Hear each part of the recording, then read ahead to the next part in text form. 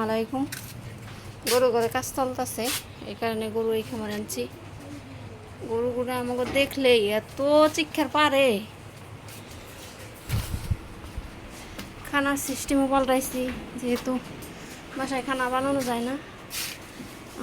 Mixer খানা কিনে না খাওয়াই দিচ্ছি গরুরে। মিক্সার কিনে এনে দিতেছি। মিক্সার খানাটা তো ভালো না, কী করবো। আমরা বাসায় বানাইলে 27টা আইটেম একসাথে বানাই, এখন তার তা না। আমরা যেমন মনে এমন থাকি, গরু থাকে রাজা হালে।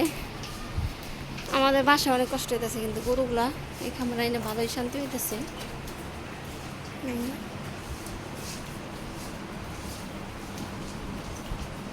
এটা বন্ধ করে দিচ্ছে এখানে এসে। 7 মাস চলতেছে, এই কারণে রেস্টের লেগে এখন বন্ধ করে দিচ্ছি। এখন শুধু এই 2 টাকায় পানাই, দুধ কম, অনেক দূরে থেকে পানায় নিয়ে বাসায় যেতে হয়। তারপরও কতদিন লাগে কাজ শেষ হইতে। তার মধ্যে ঈদ করে গেছে, এখন তো আরও দেরি হইতেছে। ঈদের ছুটিতে এখনও কাজের লোক আসেই নাই।